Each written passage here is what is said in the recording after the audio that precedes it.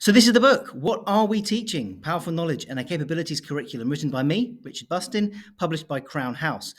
In this book, I ask a load of secondary school teachers what their subject is actually for on the curriculum. And what I found really interesting was when I looked at the results that I got, the same subject across three different schools was articulated in a different way by these different groups of teachers. And that really is the heart of this book. What are we trying to do? So, in part two of the book, I tell the story of the teachers in these schools. I try and say, well, what are they saying? Why is it that art teachers in one school think what they're doing in the curriculum is fundamentally different to art teachers in schools 2 or 3? And the same with maths, and the same with geography, and the same with history. Uh, it's not that what they're saying is totally different. There are lots of things that are similar, but there are some subtle differences between them, which I found really, really interesting. So part two of the book tells that story. Part one of the book looks at some theories that are underpinning some of this stuff that might help make sense of that. So I talk in part one about curriculum ideological perspectives, different beliefs that people have about why they want to teach.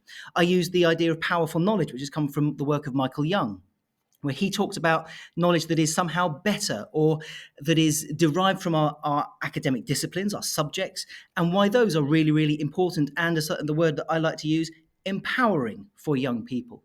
And that leads on to the capabilities idea, which is an idea from Amartya Sen and Martha Nussbaum from the world of welfare economics, which says that rather than judging the success of education by measurable outputs like exam grades, let's look at what people can do, to be, to think.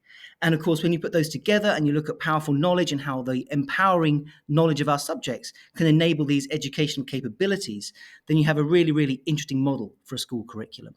So those are the theories in the first part. And the second part, when I get the teachers to try and say, well, what makes your subject a powerful knowledge for young people? I then put their answers in the book, and I then say, well, okay, what do we think? So I then relate what they've said to ideas around powerful knowledge, to ideas around curriculum ideological perspectives. And I try and make sense of what they've said.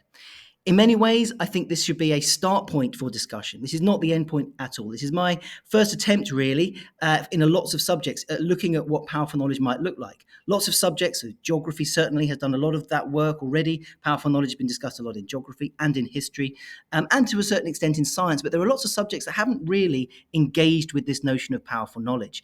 And I try and do that for the first time in this book. So I hope that it will be a start point for discussions amongst teachers, amongst senior leaders, amongst trainee teachers, those at the start, or indeed those who are already into their careers. I hope there'll be something that you can get out of this to think, what are we teaching?